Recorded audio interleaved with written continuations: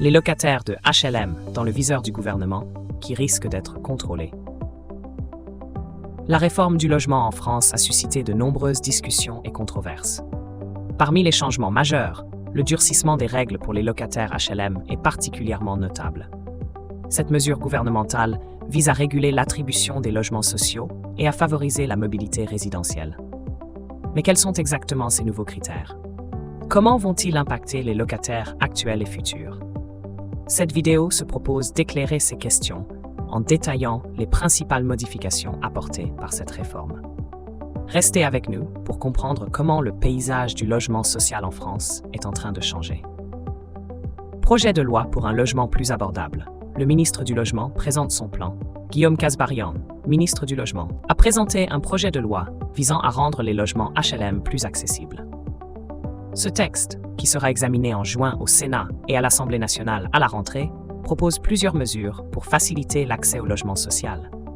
Parmi elles, une révision de la loi SRU pour inclure les logements intermédiaires dans le quota de 25% de logements sociaux imposés aux communes.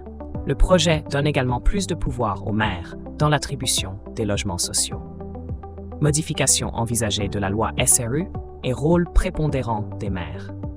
Le projet de loi présenté par Guillaume Kasbarian propose une modification majeure de la loi SRU.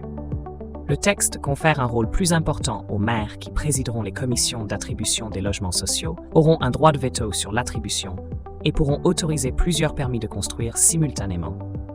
Cependant, ces nouvelles attributions suscitent des critiques. Certains craignent qu'elles n'aggravent la situation du logement social plutôt que de l'améliorer. Accélération du turnover dans le parc HLM. Surloyer et résiliation automatique.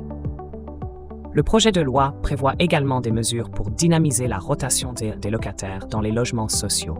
Ainsi, un surloyer serait appliqué dès le premier euro dépassant le plafond de ressources, contrairement à la règle actuelle qui ne l'applique à partir d'un dépassement de 20%. De plus, si les revenus d'un ménage excèdent de 20% le plafond de ressources pendant 2 ans consécutifs, le bail serait automatiquement résilié. Pour mettre en œuvre ces dispositions, les bailleurs auront accès à des informations fiscales fournies par l'administration. Ces mesures visent à favoriser une meilleure mobilité au sein du parc social. Cependant, ces nouvelles mesures ne sont pas sans susciter des critiques et des inquiétudes. Certains craignent que le renforcement du pouvoir des maires n'entraîne une discrimination ou des abus dans l'attribution des logements sociaux. De plus, les nouvelles règles concernant le surloyer et la résiliation automatique des baux soulèvent des préoccupations quant à leur impact sur les ménages les plus vulnérables, qui pourraient être contraints de quitter leur logement en raison de circonstances financières difficiles.